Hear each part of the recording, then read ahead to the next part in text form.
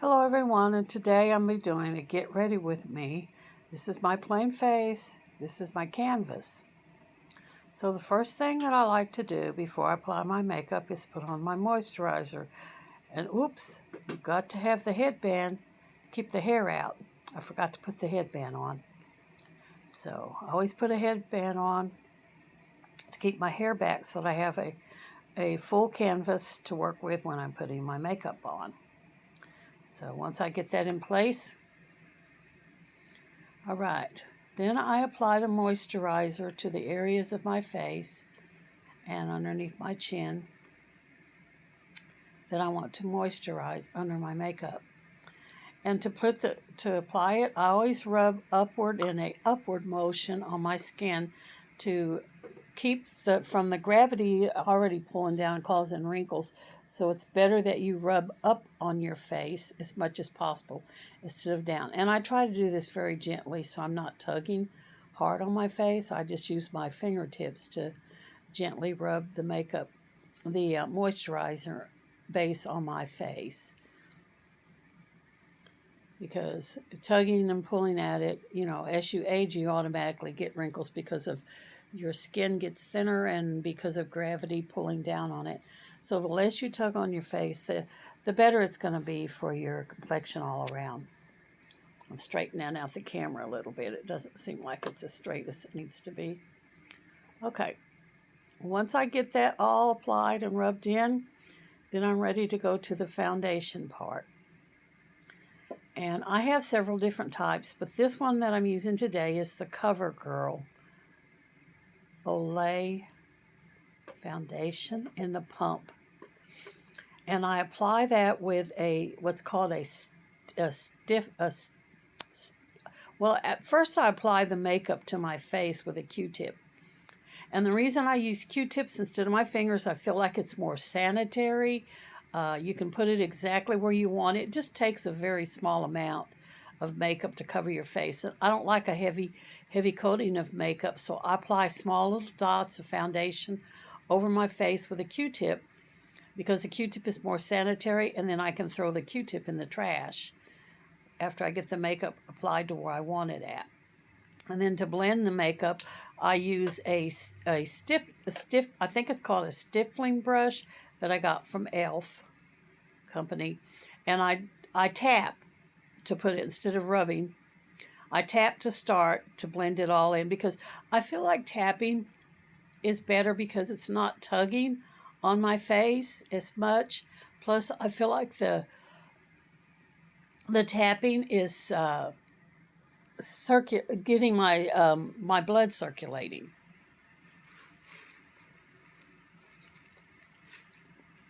So I just continue to do that all over my face. I go across all the way to my ears, down under my chin. I do it onto my eyelids because I actually use my foundation as a base. I go all the way out to my ears and down underneath my chin, and just tapping and blending it in. After I get through applying it all, if there's more that needs to, I can take the brush and very gently rub to apply it, but I usually like to just tap it as much as possible. And this usually does a pretty good job for me of spreading the makeup around with just tapping. The stippling brushes from e.l.f. are really good. In fact, I've had this one for a while. I probably need to replace it. I just haven't done it yet. So after I get everywhere I want, like I said, I do take it and very gently rub, but I don't just do the whole thing from rubbing. Just at the end, whenever there's spots that look like they haven't blended, I might take the stippling brush and rub just a little bit. And when I'm applying my makeup, I like to start from the top down. I do use a concealer stick from CoverGirl to cover any spots. I've noticed as I've gotten older, I have age spots. Some people call them sunspots. I did tan a lot when I was younger. I laid in a tanning bed and tanned. And so now I'm starting to notice the brown spots on my face. And of course, I do have blemishes too every once in a while. So I use the cover stick to blend and cover out any dark spots that I think might show up on camera along my chin. My face is starting breaking out here recently because of having to wear the mask all the time at work because of the COVID. The mask is causing my face to sweat underneath it, and I'm getting breakouts. Normally, my face is not that broken out, but it increases, I've noticed, along my chin line, and that's because of wearing of the mask.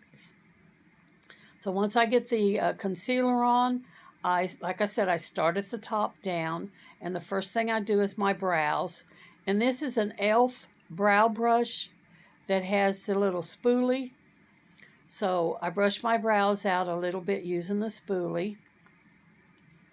I don't have very many brows hairs left because I plucked them, and I went to the salon and had them wax my eyebrows when I was younger, and I don't have many brows left to work with. So I do have to add a little bit of a color to the brows. And this is like I think it's called taupe color, medium brown. It's a very light brown because I don't have dark hair anymore since I've started going gray. But I do want to emphasize that I have a little bit of brow.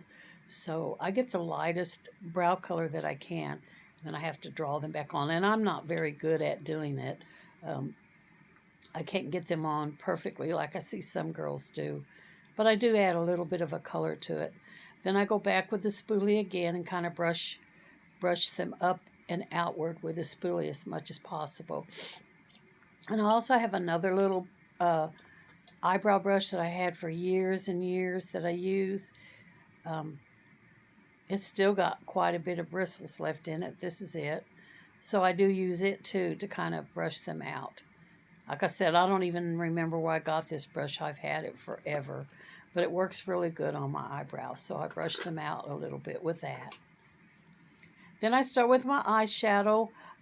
First I put on a primer eye base for eyeshadow. And this one is also from e.l.f. And they just call it a primer. On the other end of it is an eyeliner primer, which I very rarely use the eyeliner primer. I just use the eyeshadow one for my eyeshadow. And then after I apply it to my eyelids, I do take my finger and very gently rub to spread it out. I try not to tug a lot because I don't want to create any more wrinkles on my eyelids than I already have. And then after I get the primer on, I have to pick out whatever color is shallow. Sometimes I match my shadow to the clothing that I'm wearing. Other times it just depends on the mood. But I do tend basically to go towards neutral shadows. I like plums and purples and lilacs and pinks. Today I'm going with brown neutral shades. And I always use the lightest shade on my lids for a base. I only apply it just to the bottom lids and not all the way up my eyebrow, because I will be coming back in later with a darker shade that I will make in my crease, to make a crease line and a little bit out at the corner.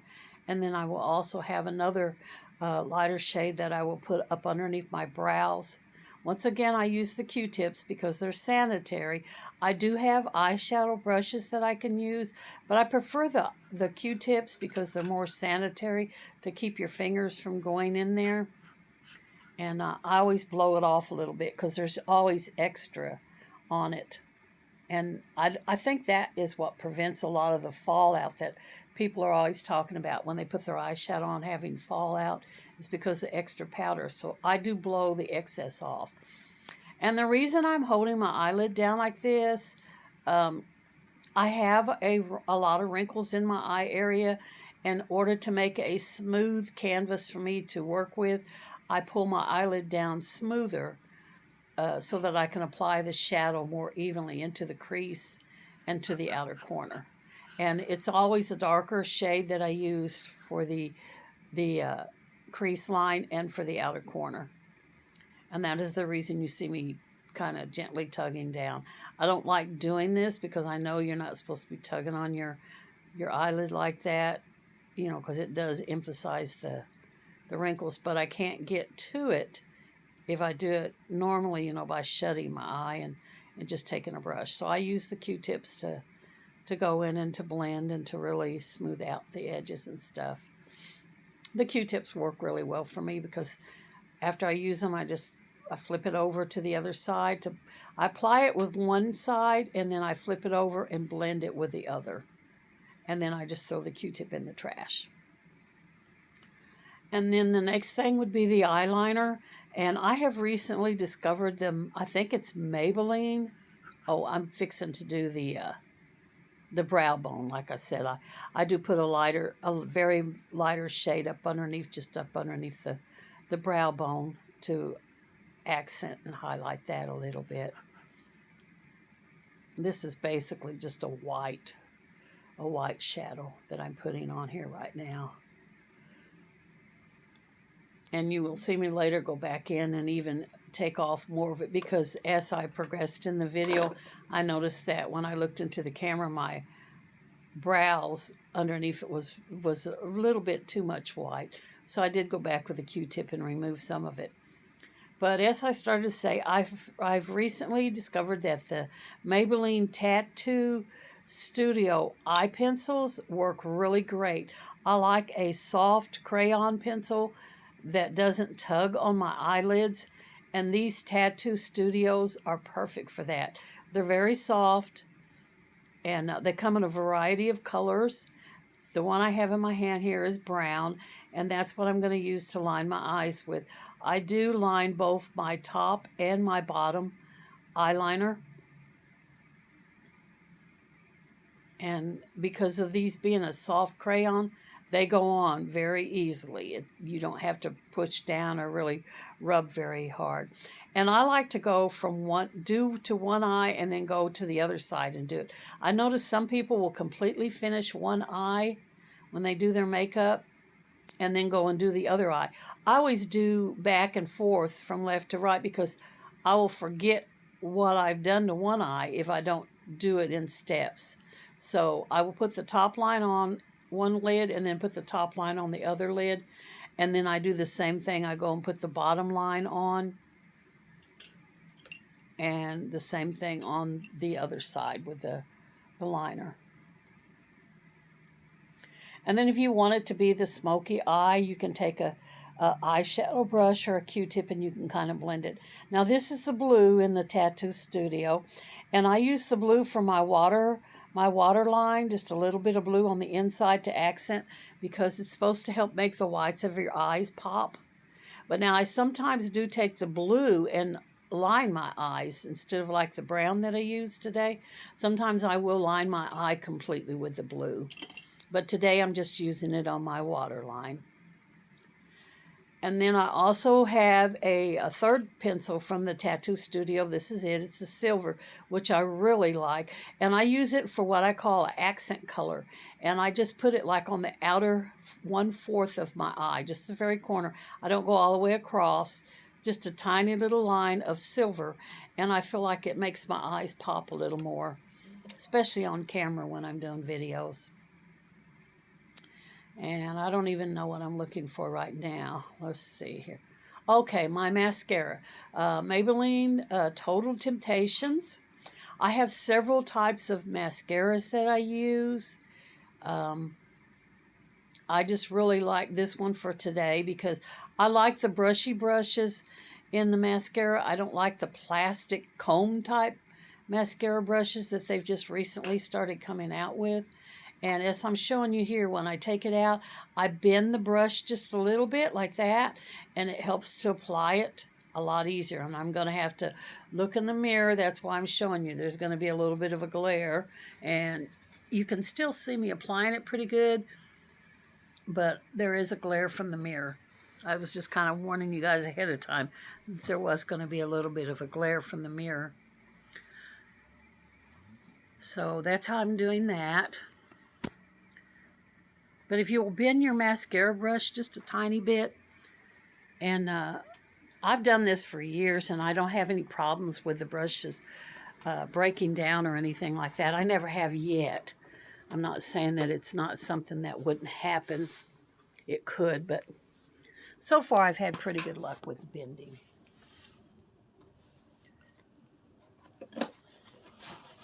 And then on the bottom lashes, I do line both my top and my bottom lashes with mascara, but I use a different brush on the bottom. It's from the Maybelline Great Lash, which this mascara has been around for years and years. I used this mascara when I was in high school, and I like it because it has the brushy brush, but it's thinner, more straight. And I don't bend this one because I do want it to be pointed directly so that I can apply it to my bottom lashes.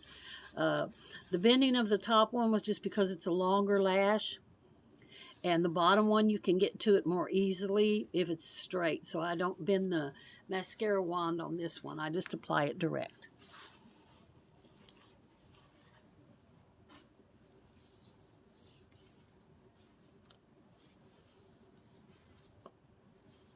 Now, putting my mascara on, I sometimes will put 3 coats on.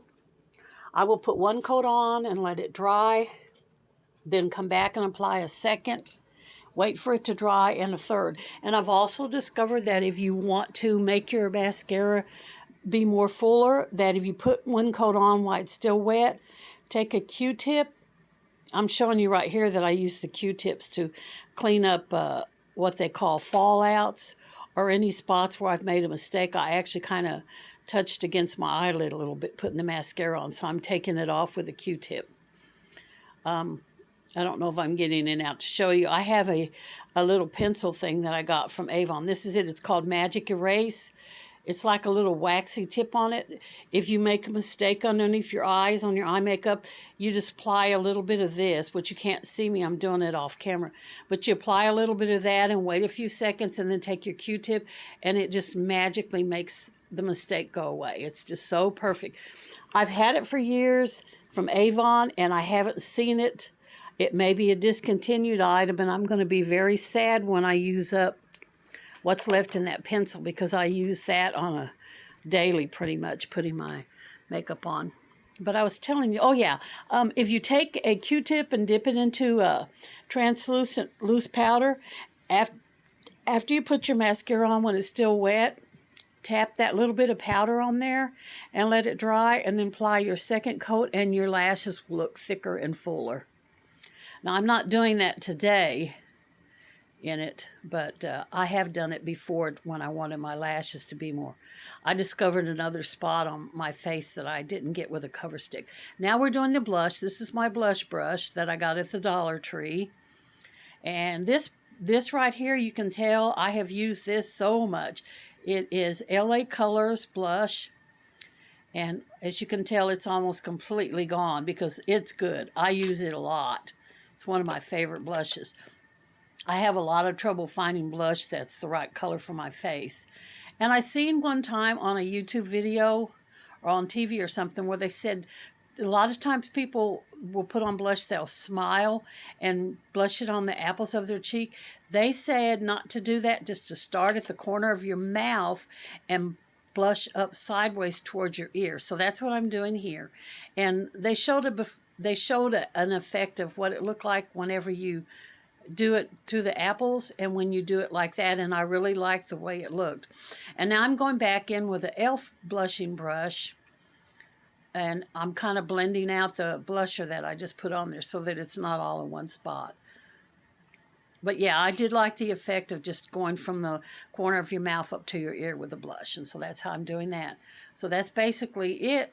And then I noticed as I told you, I noticed when I was looking that the white that I put under my brow bone was a little bit too much. So now I'm taking a Q-tip and I'm going back and I'm kind of blending and removing some of that because I felt like it was too much of a pop.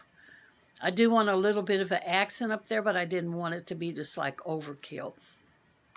And then the last thing is a lipstick. I pick out a color of a lipstick that I'm liking to wear with my whatever top I'm wearing. And this pink right here, I think it's a New York City lipstick that I got at Walmart. It's a really pretty pink color, and I do wear it a lot in a bunch of my videos. And so that's the last thing I do is put the lipstick on. Like I said, I apply my makeup from top to bottom. That way, if there's any, if I feel like if you put on your blush and then you